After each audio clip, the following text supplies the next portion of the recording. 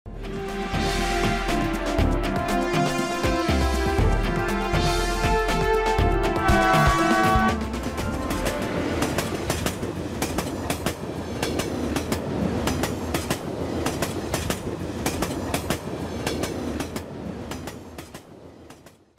যত ঘনিয়ে আসছে তত বিতর্ক বাড়ছে রাজনৈতিক দলগুলোর মধ্যে। জুলাই সনদ বাস্তবায়ন নিয়ে এখনও ঐকমত্য হয়নি। অন্যদিকে নির্বাচনের ধরন নিয়ে উত্তপ্ত ভোটের মাঠ। প্রচলিত পদ্ধতিতে ভোটের প্রস্তুতি নিচ্ছে নির্বাচন কমিশন, তবে জামাত ইসলামী, ইসলামী আন্দোলন সহ কয়েকটি রাজনৈতিক দল নিম্নকক্ষে সংখ্যানুপাতিক প্রতিনিধিত্ব বা পিআর পদ্ধতিতে নির্বাচনের দাবিতে রাজপথে আন্দোলনে। বাংলাদেশে পিআর পদ্ধতির যথার্থতা নিয়ে আলোচনা করতে চাই আজকের ভোটের ট্রেনে। সঙ্গে আছি আমি হাসিব বিল্লাহ। বর্তমানে নির্বাচনী পদ্ধতি হলো FPTP বা ফার্স্ট পাস্ট দ্য পোস্ট। এই পদ্ধতিতে কোনো আসনে যে প্রার্থী বেশি ভোট পান তিনি নির্বাচিত হন। অন্যদিকে প্রপোর্শনাল রিপ্রেজেন্টেশন পিআর বা আনুপাতিক প্রতিনিধিত্ব পদ্ধতি হচ্ছে এমন একটি নির্বাচনী ব্যবস্থা যেখানে কোনো রাজনৈতিক দল নির্বাচনে যত শতাংশ ভোট পায় সংসদে প্রায় তত শতাংশ আসন পায়। এই পদ্ধতিতে যেমন কিছু সুবিধা আছে তেমনি কিছু অসুবিধাও রয়েছে। দেখিনি পিআরের ভালো এবং মন্দ দিকগুলো।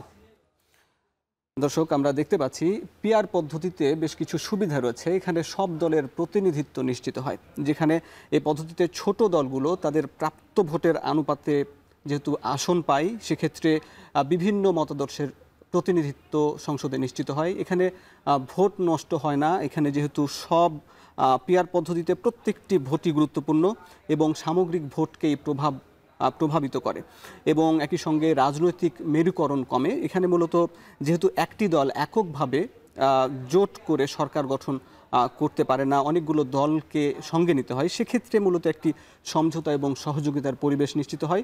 এছাড়াও বৈচিত্র্যময় একটি সরকার গঠন হয় যেখানে এই সমাজের বিভিন্ন শ্রেণী পেশার মানুষ অংশ নেয়।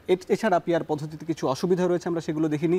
এখানে অস্থিতিশীল সরকার হয়। এখানে যেহেতু একই সঙ্গে পিআর পদ্ধতিতে প্রায় কোনো দল যেহেতু একক সংখ্যাগরিষ্ঠতা পায় না, বিভিন্ন রাজনৈতিক দল একসঙ্গে জোট করতে হয়, অনেক সময় জোটগুলো ভেঙে যায়, তখন একটি অস্থিতিশীল পরিবেশ তৈরি হয়। এছাড়া ভোটারদের সঙ্গে প্রার্থীর সম্পর্ক কমে, যেহেতু এই পদ্ধতিতে ভোটাররা নির্দিষ্ট একজন প্রার্থীর পরিবর্তে একটি দলকে ভোট দেন, তখন ভোটারের সঙ্গে প্রার্থীর সম্পর্ক কমে। এছাড়া জবাবদিহিতার অভাব হয়। দল যখন কাউকে মনোনয়ন দেন এবং নির্বাচিত হন, তখন ভোটারের সঙ্গে সেই প্রার্থীর কিছুটা জবাবদিহিতার অভাব তৈরি হয়। এছাড়া প্রশাসনিক জটিলতা হয়, যেখানে ভোট গণনা এবং এই প্রক্রিয়ায় আসন বন্টন নিয়েও কিন্তু বেশ জটিলতা তৈরি হয়। এই ছিল মূলত পিআর পদ্ধতির বিভিন্ন দিক। আমরা বাংলাদেশের প্রেক্ষাপটে এই পিআর পদ্ধতির সুবিধা অসুবিধা বা যথার্থতা কি সে বিষয়গুলো নিয়ে আলাপ করব। দেখছেন ভোটের ট্রেন। RICL TMX, যুগের পর যুগ স্থাপনা থাকে মজবুত। VRM প্রযুক্তির RICL TMX। আজ ভোটের ট্রেনের আলোচনায় আমাদের সঙ্গে স্টুডিওতে আছেন ঢাকা বিশ্ববিদ্যালয়ের রাষ্ট্রবিজ্ঞান বিভাগের অধ্যাপক কাজী মোহাম্মদ মাহবুবুর রহমান এবং একই সঙ্গে বগুড়া থেকে সরাসরি যুক্ত হয়েছেন তুরস্কের খিরশেহির আহি এভরান বিশ্ববিদ্যালয়ের আন্তর্জাতিক সম্পর্ক বিভাগের assistant professor doctor Mostafa Faisal Parvez. আপনাদের দুইজনকেই স্বাগত আজকের আয়োজনে। শুরুতেই মোস্তফা ফয়সাল পারভেজ, আপনার কাছে যাই। আপনি একই সঙ্গে তুরস্ক থেকে এসেছেন, বাংলাদেশে বগুড়া 4 আসন থেকে জামাতের প্রার্থী হিসাবে নির্বাচন করছেন। আমি আপনার কাছে জানতে চাই, এখন জামাত এবং বেশ কয়েকটি রাজনৈতিক দল পিআর পদ্ধতি নিয়ে বেশ নির্বাচনী মাঠে জোরে সোরে রাজপথে আন্দোলন করছে। যেহেতু এর আগে ফার্স্ট পাস্ট দ্য পোস্ট পদ্ধতিতে নির্বাচন হয়েছে, এখন গণঅভ্যুত্থানের পর পিআরের প্রয়োজনীয়তা কেন তৈরি হলো, বাংলাদেশের যথার্থতা কি বলে মনে করেন? জি, আপনাকে ধন্যবাদ।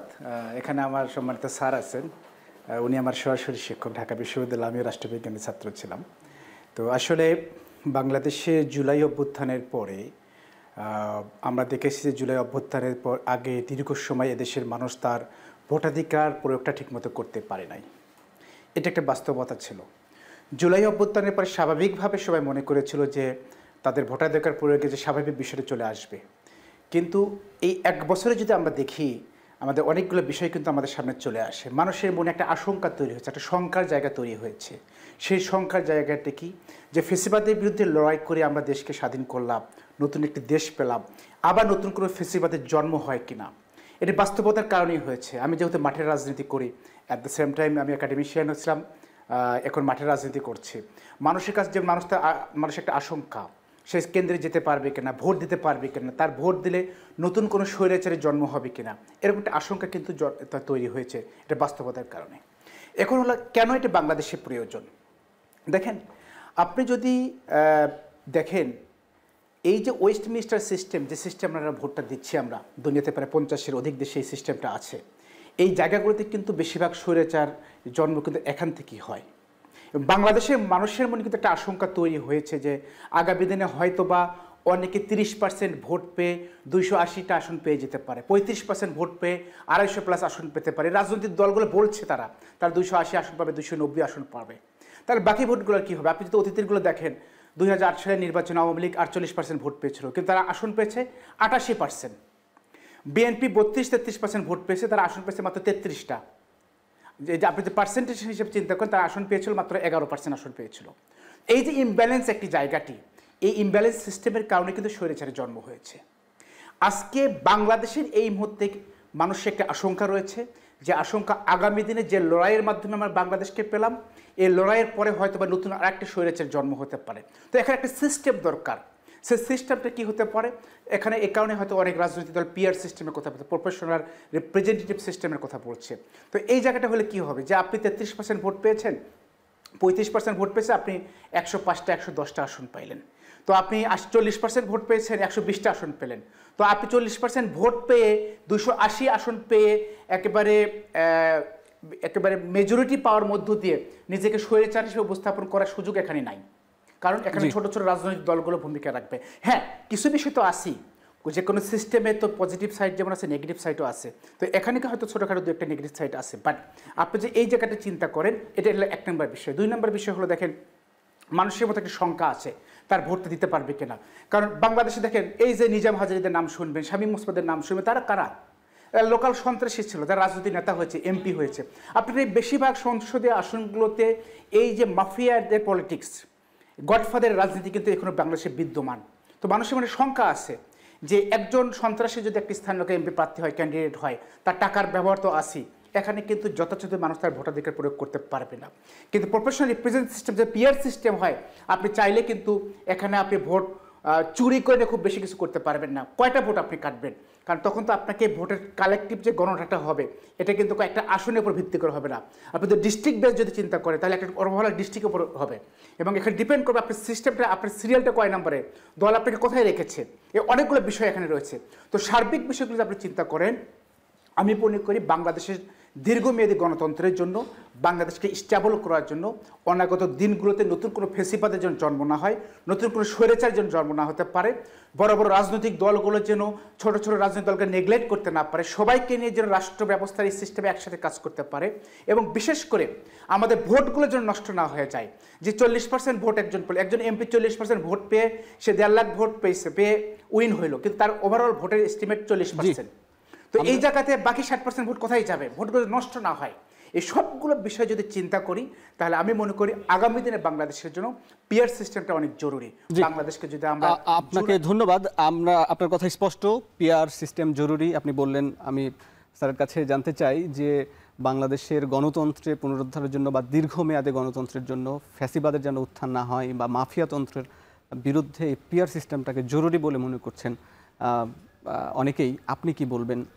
প্রথমত এটা তো খুব আনন্দের যে আমি তো জানি না, মানে আমার ছাত্রের সাথে যে বিতর্কে মানে ওর আলোচনা এত চমৎকার ছিল যে খুব, মানে আমি শুনেছি আর্গুমেন্টগুলো মানে খুব শক্তিশালী ছিল। তো আমি আসার পরে মানে ওর সাথে আমার দেখা হয়েছে, খুব ভালো লাগলো আলোচনা শুনে। এখন ব্যাপারটা হলো যে এই আর্গুমেন্টগুলো কিন্তু বিশ্বব্যাপী আমরা দীর্ঘদিন যাবৎ করে আসছি, এবং এগুলো কিন্তু মিথ্যা না, সত্যই যে এইভাবে আনুপাতিক নির্বাচনের মাধ্যমে কিছু বেনিফিট পাওয়া যাচ্ছে।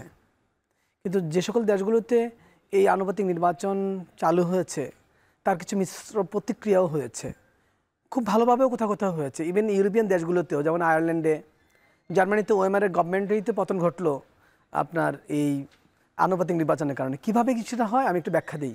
মানে এখনই এটাকে সুইপিং আউট করে দেওয়া দরকার নেই যে এটা এটা খুবই খারাপ, এমন বলার কোনো সুযোগ নাই। আবার এমন বলার খুব কম সুযোগ যে এটাই খুব ভালো ব্যবস্থা। সবগুলো ব্যবস্থারই লিমিটেশন আছে, কিন্তু যে জায়গা থেকে কথাটা বলতে চাই সেটা আগে বলে নিই। তারপর প্রথমত হলো যে ওয়েমানের এই গভর্নমেন্টের সমস্যাটা কোথায় ছিল। ওই যে আপনারা বললেন যে কোয়ালিশন গভর্নমেন্ট, কোয়ালিশন গভর্নমেন্টের কারণে কী হয় জানেন, যে ধরেন 5টা রাজনৈতিক দল যাদের 2% ভোট আছে, তারা যদি একত্রিত হয় 2-2-2, তাহলে 10% ভোট হয়ে গেল। তো 10% ভোটে কিন্তু সে ভোট আসন পেয়ে যাচ্ছে কতটা, সবাই যদি ওই 10%কে যদি সে মোটিভেট করতে ভোট পারে, তো আসলে তারা কিন্তু 2%-এর প্রতিনিধি। কিন্তু যখন তারা কোয়ালিশন করেছে তখন কিন্তু তারা 10%-এর প্রতিনিধি হয়ে গেছে। তখন তাদের আসন সংখ্যা 2% হলে কিন্তু সে কোনো আসন পায় না। মানে 5-এর আনুপাতিক নির্বাচনে সাধারণত 5%-এর নিচে হলে তার কোনো আসন দেওয়া হয় না। তো এখন সে কিন্তু এই 2% 10 হয়ে গেল। এতে কি হয়, একটা ইমব্যালেন্স তৈরি হয় রাজনৈতিক ব্যবস্থার মধ্যে। আর তার ফলে ঘন ঘন কোয়ালিশন গভর্নমেন্টগুলোর পতন ঘটে, কারণ গভর্নমেন্ট তৈরি হয়েছে ওই 10%-এর সহযোগিতায়। এটা যেমন আরেকটা বিষয় হলো, বাংলাদেশের রাজনৈতিক ব্যবস্থায় আলোচনা হচ্ছে না যে 5%-এর নিচে ভোট পাইলে কিন্তু তারা বাতিল হয়ে যাবে। তো এখন আপনি দেখবেন একটা রাজনৈতিক দল জোটে আসলো না, কিন্তু তার জনসমর্থন ধরেন 5%-এর কাছাকাছি, 4.5%। আর একটা রাজনৈতিক দল জোটে আসলো, তার জনসমর্থন 1%-এর নিচে। এখন সে জোটে আসার কারণে কিন্তু সে 1% হয়েও সংসদে আসন পাচ্ছে, আর ওইটা 4.5% হয়েও সংসদে আসন পাচ্ছে না। তো আমরা যেটা বলি ভোট নষ্ট হয় এবং ভোট ঠিক থাকে, এটা কিন্তু সবসময় সঠিক না, কারণ প্রচুর ভোট এভাবে নষ্ট হয়। আরেকটা ব্যাপার হলো, যেটা আমি রিসেন্টলি যুক্তি দিচ্ছি, সেটা হলো আপনি 0.33 মানে 3% নিচে যারা ভোট পাবে বাংলাদেশের 300 আসনে, তারা কিন্তু কোনো আসন পাবে না। সুতরাং তারা কিন্তু একটা আসন তার ভেঙে দিতে পারবেন না একটা প্রার্থীর নিচে।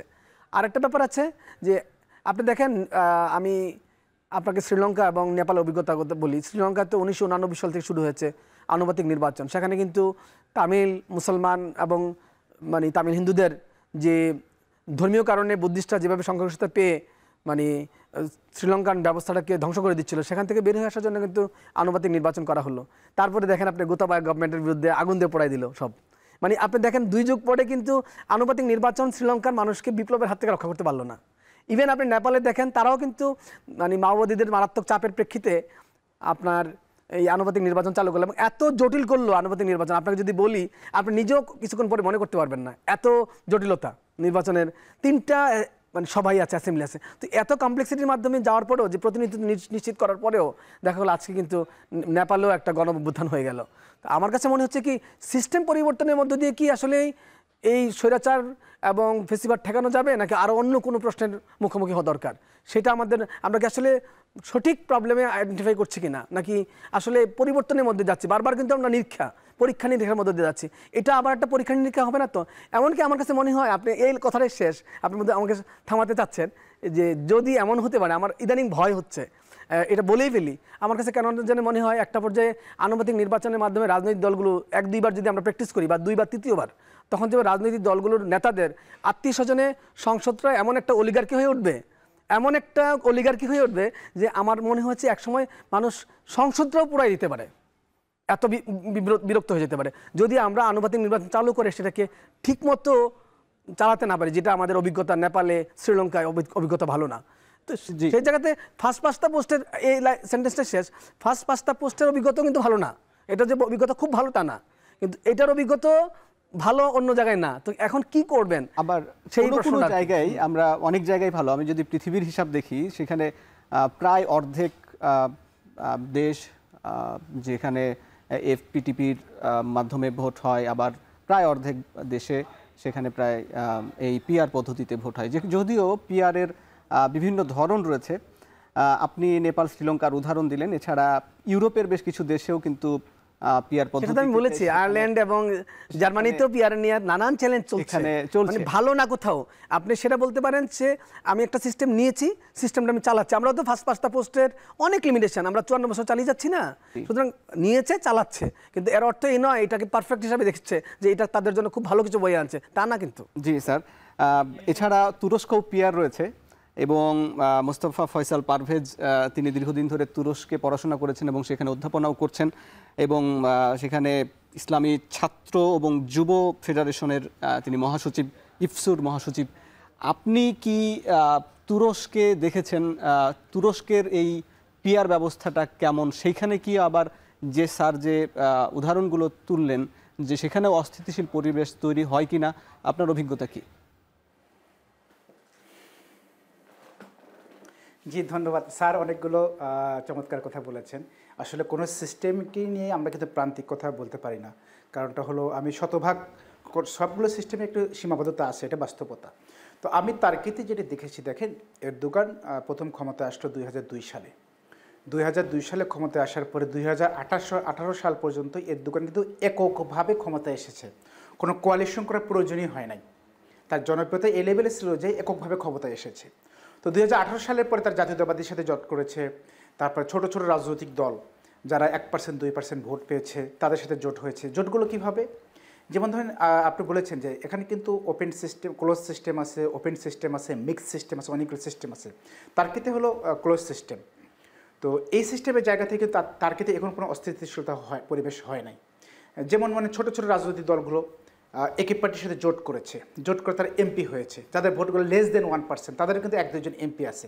বাট সিস্টেম এমনভাবে দাঁড়িয়েছে আপনি চাইলে এখান থেকে পদত্যাগ করতে পারবেন না। আপনি চাইলে এখানে পদত্যাগ করে আপনার এই অর্ধেকের নিচে যদি আসন চলে আসে তাতে সরকার ফল করবে। তো এই সুযোগটা এখানে কম। আর সেখানে তো প্রেসিডেন্সি সিস্টেম আছে, যদি প্রেসিডেন্সি সিস্টেমটা অনেক রিসেন্ট চলে আসছে, আগে তো প্রেসিডেন্সি সিস্টেম ছিল না। তো এ কারণে তার্কিতে কিন্তু কোনো অস্থিতিশীল পরিবেশ দেখি নাই আমরা। আরেকটি বিষয় হলো যে সমস্ত রাজনৈতিক দলগুলো, কিছু রাজনৈতিক দল এককভাবে নির্বাচন করছে, ছাড় বলছেন একটা বিষয় যে 5% ভোট, 7% ভোট, তার কি তাকে 10% ভোট পেতে হতো। আপনি যদি একটা রাজনৈতিক দল সংসদে ঢুকতে চান তাহলে মিনিমাম আপনি 10% ভোট পাওয়া লাগবে, সেটা পরবর্তী 7% আসছে, এখন সম্ভবত 5% এখন 5%, ন্যূনতম 5% ভোট পেতে। তো বাংলাদেশে কিন্তু 5%, বাংলাদেশে কিন্তু এই আলোচনাটা অবশ্যই আনা দরকার। আলটিমেটলি আমি জানি না এই সংসদে নেক্সট ইলেকশন হবে কি, পিআরএ হবে কি হবে না, বাট আলটিমেটলি কিন্তু এই বিষয়গুলো আলোচনা নিয়ে আসা দরকার। কত পার্সেন্ট ভোট পাবে? যেমন আমাকে ধরেন গত কয়েকদিন আগে ব্যক্তিগতভাবে একটা দলের শীর্ষ নেতার সাথে আমার আলোচনা হচ্ছিল।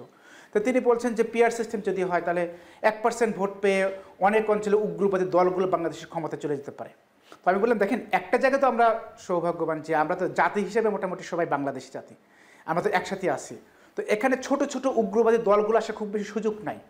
তো আপনি কোন জোটে তারা যাবে? 1% লেস দেন 1% ভোটে যাওয়ার কোনো সুযোগ নাই। কারণ মিনিমাম একটা আমাদের ক্যাটাগরি দেওয়া উচিত যে 5% ভোট পেতে হবে, 3% ভোট পেতে হবে, এর কম ভোট পেলে সংসদে যেতে পারবে না। তো এক্ষেত্রে যদি তাদেরকে অবশ্যই কোনো একটা জোটে আসতে হবে, কোনো দল কি জোট কি চাইলে এই ধরনের উগ্রবাদী যারা পরিচিত তাদেরকে জোটে নেবে, এই বিষয়গুলো কিন্তু আমাদের রিয়েলাইজেশন নিয়ে আসতে হবে। তো তার্কিতে কিন্তু সেম। তার্কিতে আপনি দেখেন দীর্ঘ সময় ধরে এই যে পিকেকে যে সন্ত্রাসী গোষ্ঠী আছে এবং যাদেরকে বলা হয় যে কুর্দিশ সন্ত্রাসী গোষ্ঠী বলা হয়, এবং তাদের রাজনৈতিক দল আছে, এইচডিপি ছিল, এখন নতুন একটি নামে তারা রাজনীতি করছে।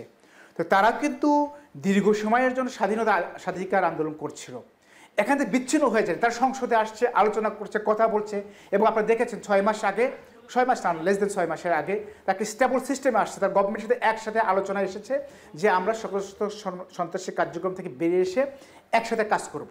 তো এগুলো পজিটিভ দিক। আপনি দেখেন এই তো ওয়েস্ট মিল যে সিস্টেমটা আছে, এখানে 50 থেকে 55টা রাষ্ট্র কিন্তু আমাদের সিস্টেমে, বিশেষ কমনওয়েলথ কান্ট্রি যারা ব্রিটিশদের একসময় কলোনি রাষ্ট্র ছিল, বেশিরভাগ কিন্তু এই সিস্টেম ইলেকশন হয়। বাট পিআর যদি আপনি দেখেন 93টা রাষ্ট্র মানে ডিরেক্ট পিআর এই সিস্টেম ইলেকশন করে, এবং 120টার মতো আছে, আর এর বাইরে আরও 27 থেকে 30টা রাষ্ট্র আছে যারা হলো ন্যাশনাল ইলেকশনগুলো হয়তো আপনার ওয়েস্ট মিনিস্টার সিস্টেমে করে, বাট প্রভিন্সগুলোকে কিন্তু অনেক জায়গাতে পিআর সিস্টেমে হয়। এই সিস্টেমে কিন্তু অনেক জায়গায় আছে। তো আমার কাছে মনে হয় না এখানে সহজে অস্থিতিশীল হবে এরকম কোনো সংখ্যা আমি দেখি না। বাট এখানে তো কিছু বিষয় আছে, আপনি অন্য দলগুলোকে, ছোট ছোট দলগুলোকে কী পরিমাণ সুযোগ সুবিধা দিচ্ছেন না দিচ্ছেন, এগুলো নিয়ে কিন্তু অনেক সময় পদত্যাগ করার সুযোগ থাকে। তো আমাদের সিস্টেম নিয়ে আসতে হবে যে চাইলেই একটা দল পদত্যাগ করতে পারবে কি পারবে না, যেটা মালয়েশিয়াতে আমরা দেখেছি। মালয়েশিয়ার যদিও ওয়েস্টমিনিস্টার সিস্টেম, সেখানে দেখা যাচ্ছে গভর্নমেন্ট একটা তৈরি হয়েছে, গভর্নমেন্ট 5 বছর যাওয়ার আগে ফল্ট করতেছে, একাধিকবার, কয়েক মাস পরে আবার ফল্ট করতেছে। আমরা এটা ইয়াসিরের সময় দেখেছি, তারপরে আনোয়ার ইব্রাহিম। আপনি বলছেন বিচ্ছিন্নতাবাদী সংগঠনগুলো এর মাধ্যমে চলে আসতে পারে, সেখানে যেহেতু আরেকটা আলাপ আছে যে এপিআর এর মাধ্যমে আবার আওয়ামী লীগ এই নির্বাচনে অংশ নিয়ে তারাও যদি সংখ্যাগরিষ্ঠতা বা একটা অংশ পায়, সেই ক্ষেত্রে সেই বিষয়টিকে আপনারা বিবেচনায় রাখছেন কিনা? আওয়ামী লীগের তো কোনো প্রতীকই নেই, নির্বাচনে আসার তো কোনো সুযোগই নেই। যদি তারা স্বতন্ত্রভাবে নির্বাচন করে, আর বেশি আলোচনা, যদি তারা স্বতন্ত্রভাবে নির্বাচন করে এবং সেই ক্ষেত্রে সেই সংখ্যাটা যদি বড় একটা অংশ যদি ভোট পেয়ে প্রতিনিধিত্ব করে সংসদে আসন পায়, সেইটাও কি বিবেচনায় রাখেন কিনা? স্বতন্ত্র যেটা আসবে সেই স্বতন্ত্র সংখ্যাটা তো আপনার জাতীয় পার্টির মাধ্যমেও তো আসতে পারে, তাই না? এটা যে কোনো মাধ্যমে আসতে পারে, জাতীয় পার্টির মাধ্যমে প্রার্থী হতে পারে, কিন্তু মানুষ তো সেটা চেনে কারা আওয়ামী লীগ, কারা বিএনপি, কারা জামাত, কারা জাতীয় পার্টি। এটা তো কিছু থাকবে, কিছু ফ্যাক্টর থাকবেই। আমি শতভাগ বলতে পারবো না যে এর মাধ্যমে আওয়ামী লীগ আসতে পারবে না, বাট আওয়ামী লীগের নামে আসার সুযোগ তো কম আমার কাছে মনে হয়। এই বাস্তবতাটা এখানে আছে। স্বতন্ত্র পার্টি যেটা বলছেন, যে আমি সেদিন একটা রাজনৈতিক নেতার বক্তব্য দেখলাম যে স্বতন্ত্র ইলেক্টেড হওয়ার কোনো সুযোগ নেই। অবশ্যই আছে এখানে। আমি যদি ডিস্ট্রিক্ট বেস পিআর করি, তাহলে ধরেন আমার ঢাকা উত্তরে 10টা আসন আছে। তো এখানে একজন স্বতন্ত্র প্রার্থী যদি পুরো ঢাকা উত্তরটা সিটিতে কাজ করতে পারে, সে যদি 10টা আসন সর্বনিম্ন যে ভোট পাবে, একটা নির্দিষ্ট পরিমাণ ভোট পাতে সাথে সে অটোমেটিক এমপি হয়ে যাবে। তো স্বতন্ত্র প্রার্থী কিন্তু এখানে ইলেক্টেড হওয়ার সুযোগ আছে, যেটি আমাদের রাজনৈতিক দলেরা অনেক সময় এ ধরনের বিতর্কিত বক্তব্য দিচ্ছে যেখানে স্বতন্ত্র ইলেক্টেড হতে পারবে না। বিষয়টা এরকম নয় আসলে। জি, আপনাকে ধন্যবাদ। আমি আবার একটু স্যারের কাছে ছোট করে একটু মন্তব্য শুনে নিতে চাই যে এই পিআর প্রতিনিধিত্বের মাধ্যমে যে একটি ন্যায্যতা নিশ্চিত হয় এবং উনি যে উদাহরণগুলো দিলেন বিভিন্ন দেশের, সেখানেও কিন্তু বাংলাদেশের যে অভ্যুত্থানের পরের যে আকাঙ্ক্ষা সংস্কারের, সেটি যদি চাই বাংলাদেশের জনগণ এবং সরকারও যদি সেই পদ্ধতিতে যেতে চায়, তাহলে আসলে সমস্যাটা কোথায়? আপনি দেখেন 5ই আগস্টের আগে কিন্তু আমাদের এই আলোচনা ছিল না, তাই বলে যে 5ই আগস্টের পরে আলোচনা আসতে পারবে না তাও না। আর ফয়সালের কথা ধরে আমি বলছি যে তুরস্ক কিন্তু আনুপাতিক নির্বাচনের হাত ধরে ডমিনেন্ট এক্সিকিউটিভ হয়েছে। সো এটার অনেক পরীক্ষা নিরীক্ষা আছে, বিভিন্নভাবে আমরা ব্যাখ্যা করতে পারি। আজকে যে শক্তিশালী প্রেসিডেন্ট তুরস্কে তৈরি হয়েছে, এটা কিন্তু আনুপাতিক নির্বাচনের হাত ধরে। আমি আপনাকে যে বিষয়টা বলতে চাই, এত দূর যাওয়া দরকার নেই। বাংলাদেশে আমরা আনুপাতিক নির্বাচন চর্চা করছি, এটাকে আপনারা অনেকেই হয়তো খেয়াল করেন নাই। আমরা যে আমাদের যে 50টা নারী আসন আছে, সেই আসনগুলোতে কিন্তু আমরা আনুপাতিক নির্বাচন চর্চা করি। সো আপনি দেখেন এই 50টা নারী আসনে কিন্তু আমরা ইতিমধ্যে আমাদের ভাগ্নি, আমাদের স্ত্রী, আমাদের বোন, আমাদের ছেলিকা, আমাদের আরও অন্যান্য রকমের আত্মীয় স্বজনকে আমরা নিয়ে সংসদটাকে কিন্তু ভরপুর করে ফেলতেছি। এখন যদি এটাকে 300 আসন উন্মুক্ত করেন আর এইভাবে যদি রাজনৈতিক দলের প্রধান তাকে এই বাছাই করতে দেওয়া হয়, তখন কিন্তু উনি এই নিজের পরিবার, আত্মীয় স্বজন আর বান্ধবী ছাড়া আমরা কিন্তু সংসদের কাউকে দেখব না। এটা কিন্তু আমাদের জন্য মারাত্মক চ্যালেঞ্জ আছে, এটা যদি ঠিকমতো করতে না পারেন। আর বড় ব্যাপার হলো কি, যে পিআর হওয়ার জন্য রাজনৈতিক দলের অভ্যন্তরে গণতন্ত্র থাকা দরকার আছে। বাংলাদেশে ম্যাক্সিমাম রাজনৈতিক দলের অভ্যন্তরে শুধুমাত্র রাজনৈতিক দলের প্রধানের এমন একনায়কত্ব তৈরি হচ্ছে, সেখানে পিআর চালু করলে তার চয়েসের বাইরে কেউ যেতে পারবে না। এখন যে পদ্ধতি, আরেকটা বিষয় মনোনয়ন দেন দলীয় প্রধান দেয়, তারপরেও কিন্তু তাকে একটা ডিবেটের মধ্যে দিয়ে যেতে হয়, প্রসেসের মধ্যে যেতে হয়, এবং সে কিন্তু অনেক সময় কিছু কিছু বাধার মধ্যে পড়ে। কিন্তু যখন পিআর হবে তখন তো তার একক আধিপত্য চলে আসবে। আর সর্বশেষ ব্যাপারটা হলো যে পিআরের ফলে আপনি যখন দুইভাবে ভোট দিবেন, একটা হলো দল চয়েস করবেন যদি আপনি স্বাভাবিক সিস্টেমটা চালু করেন, আরেকটা হলো আপনি প্রার্থী চয়েস করবেন। রাজনৈতিক দলগুলো কিন্তু প্রার্থীর একটা লিস্ট ঘোষণা করবে। তো এই ভোটার যখন প্রার্থী চয়েস করতে যাবে, তখন দেখা যাবে এমন অনেক প্রার্থী বিজয়ী হয়ে আসবে যে প্রার্থী নিজে ওই আসনে দাঁড়ালে 10% ভোটও পেত না। এটা কিন্তু পৃথিবীর বিভিন্ন দেশে হচ্ছে। যে 50% ভোট পাচ্ছে সে ফেল, বা 40% ভোট পেয়েছে সে পাশ করে নাই, আর যে 10% ভোট পেয়েছে সে পাশ করে গেছে। এর উত্তর আমরা শুনবো মোস্তফা ফয়সাল পারভেজের কাছে। তার আগে একটা বিরতিতে যাচ্ছি। দর্শক ভোটের নিচ্ছে আরও একটা বিরতি, ফিরছি একটু পরে।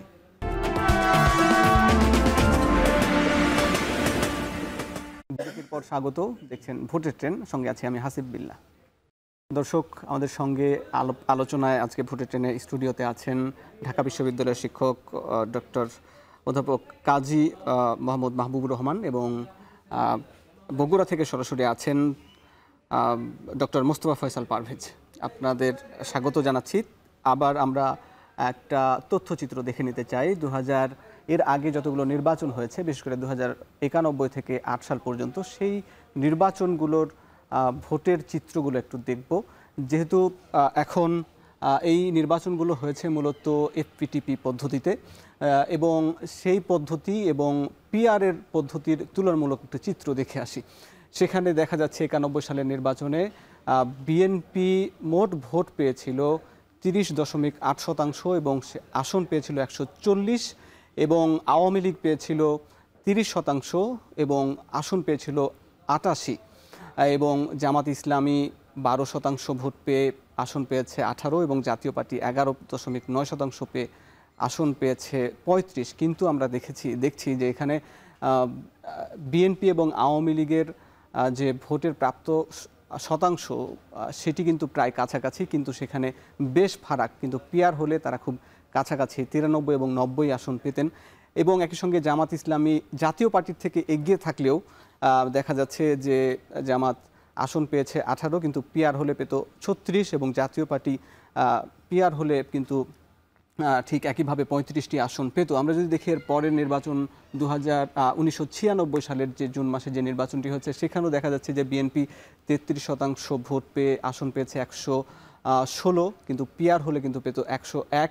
এছাড়া আওয়ামী লীগ 37% আসন পেয়ে 146টি আসন পেয়েছে, কিন্তু পিয়ার হলে এত বেশি আসন পেত না, সেখানে 112। অর্থাৎ বিএনপি এবং আওয়ামী লীগ মোটামুটি কাছাকাছি কিছু আসন পেত। এছাড়া জামাত ইসলামী 8% ভোট পেয়েও মাত্র 3টি আসন পেয়েছে, 8% ভোট পেয়েও, কিন্তু যদি পিয়ার হতো তাহলে 25টি আসন পেত। এছাড়া জাতীয় পার্টি 16% ভোট পেয়ে 32টি আসন পেয়েছে এবং 48টি কিন্তু পিয়ার হলে তারা আসন পেত।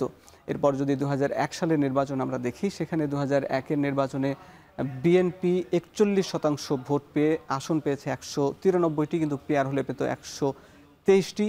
আওয়ামী লীগ 40% ভোট পেয়েছে, কিন্তু আসন পেয়েছে 62টি, কিন্তু পিয়ার হলে পেত 120টি।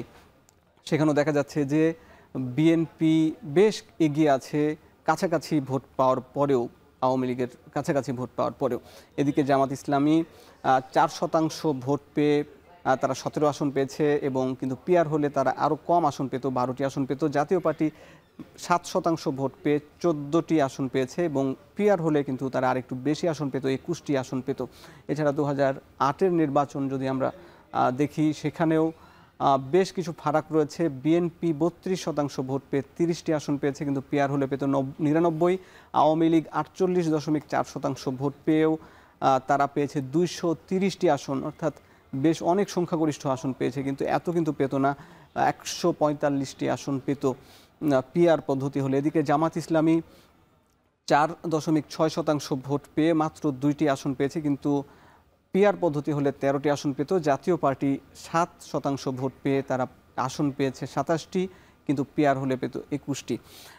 এই চিত্রগুলো আমরা দেখলাম। স্যার, এই ব্যাপারে একটু আপনার কাছে জানতে চাই, এই যে বিস্তর ফারাক, কাছাকাছি ভোট পাওয়ার পরেও কিন্তু আসনের একটা বিস্তর ফারাক হচ্ছে, তাহলে বলা হচ্ছে ভোট পচে যাওয়ার একটা শঙ্কা।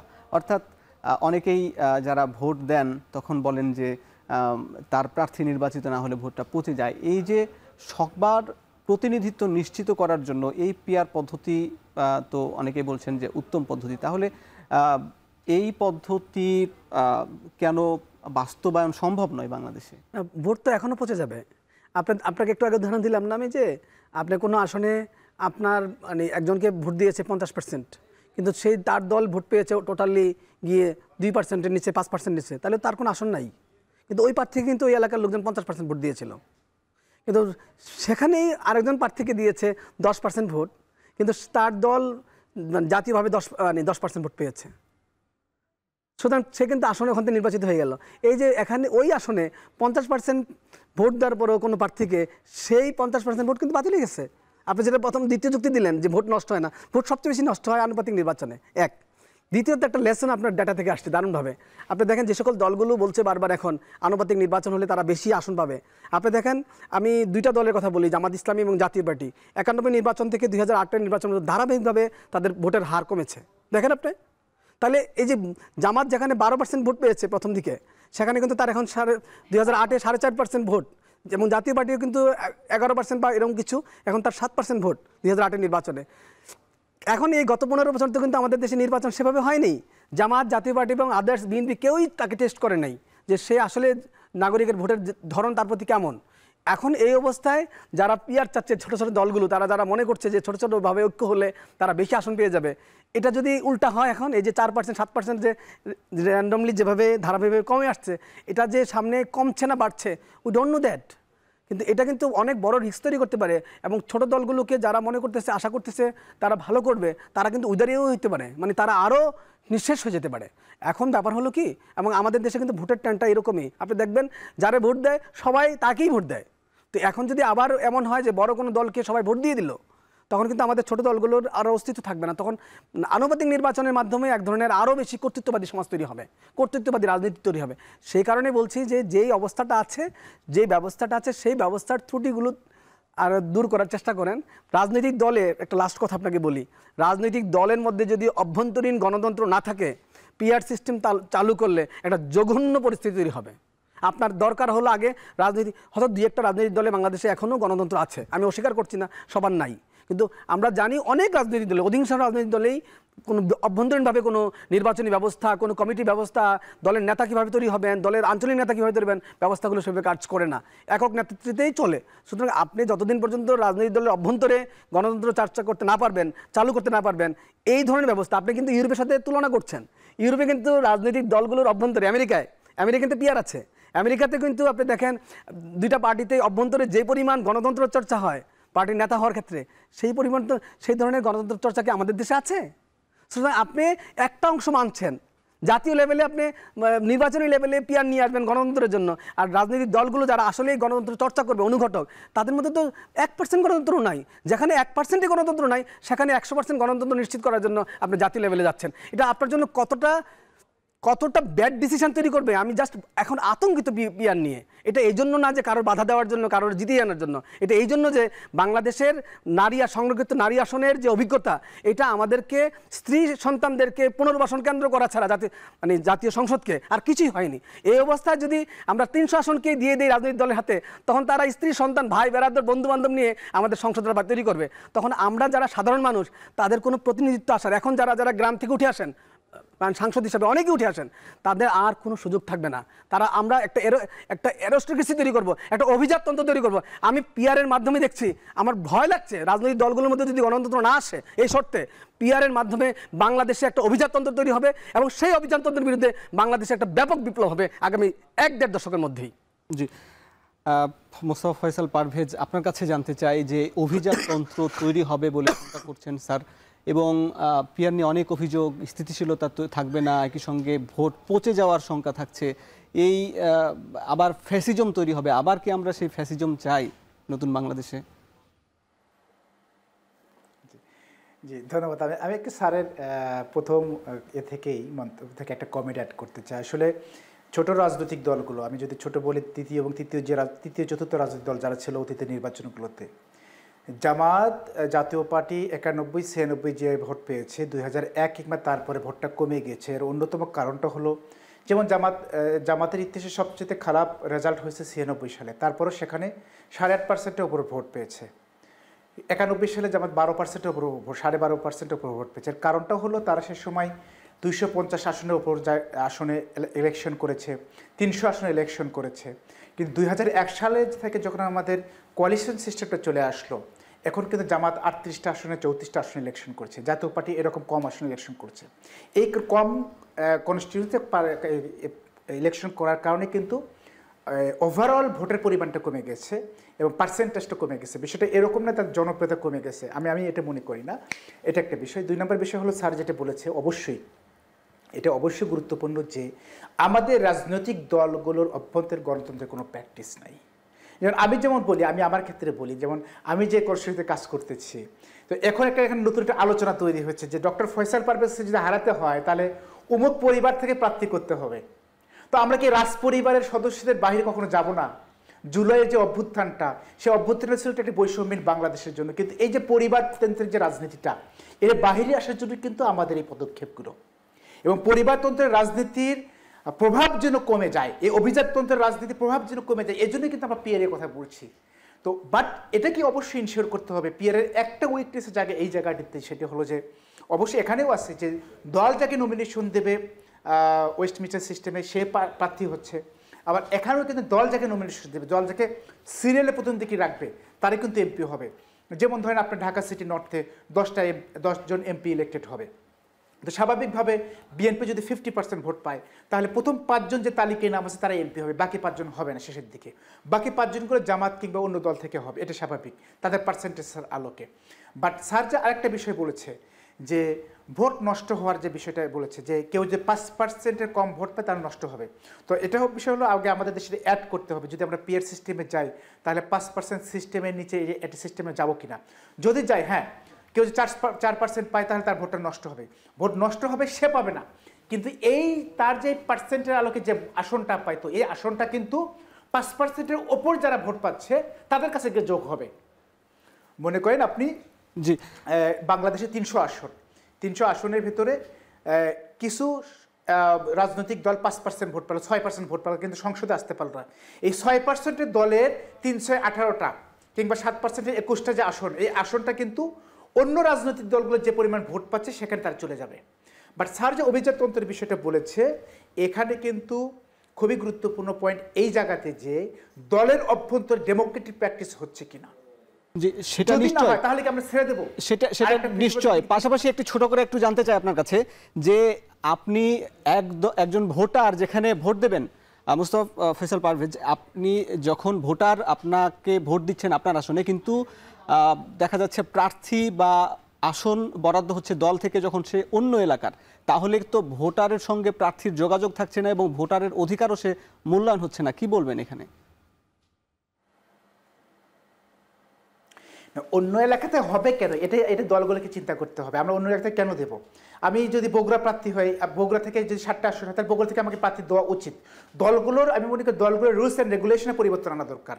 শুধু পিআর সিস্টেম গভর্নমেন্টে পরিবর্তন আনলে পরিবর্তন। আমি শুরুতে একটা কথা বলেছিলাম, বাংলাদেশে যদি আমি লং টার্ম গণতান্ত্রিক ডেভেলপমেন্টের কথা বলে তাহলে আমি পিআর সিস্টেম অনেক জরুরি। এটা লং টার্মে যদি চিন্তা করেন তাহলে অবশ্যই জরুরি। বাট দলগুলো যদি এই যে ধরেন স্যার একটা বলেছে আমাদের একটা প্রফেশনাল সিস্টেম আছে, কয়জন আপনি এমপি পাইলেন তার আলোকে মহিলা এমপিরা হবে। তো মহিলা এমপিরা আমরা দেখেছি রিডিং পড়তে পারে না, দেখে দেখে ঠিকমতো রিডিং পড়তে পারছে, এমন লোকেরা পরিবার আত্মীয় হওয়ার কারণে এমপি হচ্ছে।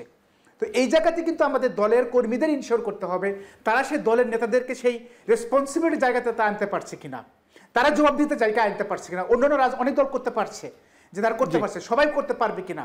যদি না পারে, জুলাই স্পিরিটটা এই জায়গাতে ছিল যে এই পরিবারতন্ত্র বলেন বৈষম্য বৃত্তি, আমাদের জুলাই স্পিরিট ছিল এই জায়গাতে তাদের বিপরীত দিকে আমরা একটা ইস্টাবলিশ কিছু করব। তো আমি মনে করি এই জায়গা থেকে দেশের সিস্টেমের যে পরিবর্তন আনার দরকার, এট দ্য সেম টাইম রাজনৈতিক দলগুলোর গণতন্ত্র নিশ্চিত করা দরকার। আপনাকে ধন্যবাদ স্যার। সবশেষ আপনার কাছে জানতে চাই একটু ছোট করে যে এই একই সঙ্গে দলগুলোর ভিতরের যে গণতন্ত্র সেটি উন্নতি করার দরকার, সেটা আপনিও বলছেন, আপনার ছাত্রও বলেছেন।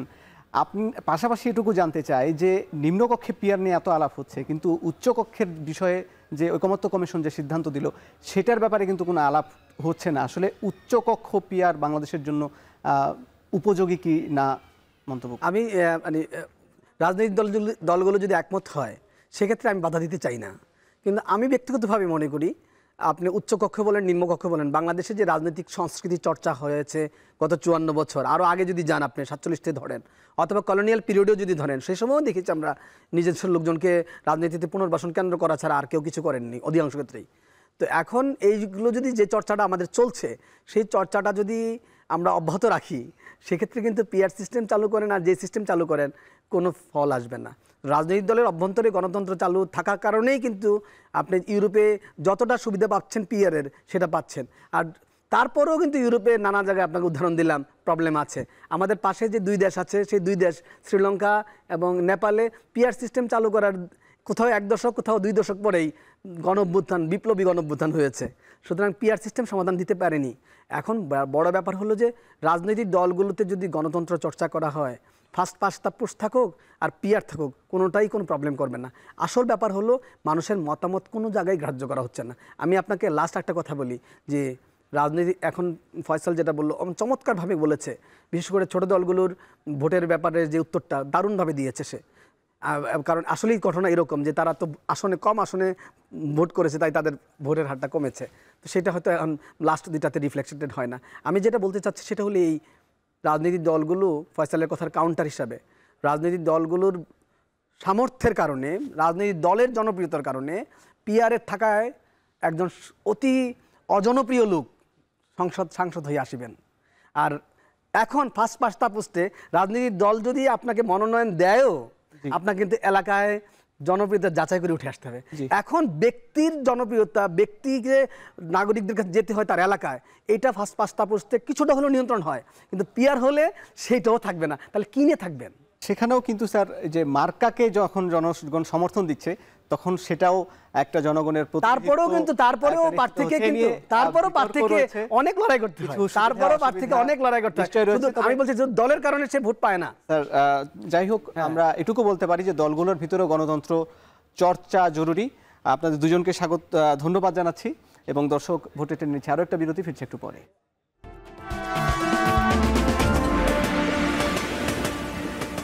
বিরতির পর স্বাগত। দর্শক দেখছেন ভোটের ট্রেন। এবার পিয়ার নিয়ে আমরা জেনে নিতে চাই তৃণমূল মানুষের মতামত। হবিগঞ্জ থেকে জনমানুষের সঙ্গে কথা বলে মতামতটি পাঠিয়েছেন সহকর্মী কাজল সরকার। হবিগঞ্জ থেকে ভোটের ট্রেনে যুক্ত হচ্ছি আমি, কাজল সরকার। আগামী জাতীয় সংসদ নির্বাচন কোন প্রক্রিয়া বা পদ্ধতিতে অনুষ্ঠিত হবে তা নিয়ে চলছে নানা আলোচনা। বিশেষ করে পিয়ার পদ্ধতি নিয়ে রাজনৈতিক দলগুলোর মধ্যে তৈরি হয়েছে বিতর্ক। তবে পিয়ার পদ্ধতি নিয়ে সাধারণ ভোটাররা কি ভাবছেন তা জানবো আমরা। পিয়ার পদ্ধতি আসলে একটি আন্তর্জাতিক যদিও সিস্টেম, কিন্তু বাংলাদেশের প্রেক্ষিতে এটি কতটুকু কার্যকর সেটা আসলে অবশ্যই আলোচনার দাবিদার। সব মিলিয়ে আসলে আমার মনে হচ্ছে বর্তমানের প্রেক্ষিতে আমরা হয়তো আমাদের আগের যে নির্বাচন পদ্ধতি সেটি পিয়ার পদ্ধতি থেকে তুলনামূলকভাবে বেশি কার্যকর হবে। আমি মনে করি যে পিয়ার সিস্টেমের মাধ্যমে নির্বাচন হইলে হয়তো জানি না, আল্লাহ ভালো জানেন আমাদের জন্য কি আছে, কিন্তু পিয়ার সিস্টেমে যে সবার প্রতিনিধিত্ব থাকে, তাইলে আমার মনে হয় যে সবার যে মানে মতামত, পাবলিক সেন্টিমেন্ট, এটা সংসদে উত্থাপন হইব। কেউ বেশিরভাগ হইতে চাইলেও জনগণ তা প্রতিহত করার সুযোগ পাইবে এবং মানে আন্দোলন করার সুযোগ পাইবে। যদি পিয়ার পদ্ধতিতে নির্বাচন হয় তাহলে সকল দল, একদম বড় পর্যায়ের দল থেকে একদম ছোট পর্যায়ের দল, সকল দলের প্রতিনিধি সংসদে থাকবে। যে পিয়ার পদ্ধতির নির্বাচন, এটা আমি আমার সাধারণ ভোটার হিসেবে আমি এটা দ্বিমত, এটার মধ্যে আমি মত না। কারণ এটি রাজনৈতিক দল, এটা যে কোনো মানে পিয়ার পদ্ধতির সিস্টেমটা হইলে গিয়া মানে এটা যে ওই আপনার সারা মানে সম্পূর্ণ ভোটের জরিপ করে এটা পার্সেন্টেজ হিসাবে এটা ওই তারা সংসদে আসন চাইব, তো এটা আমার মতে হয় না এটা ঠিক। বাংলাদেশের মতো একটি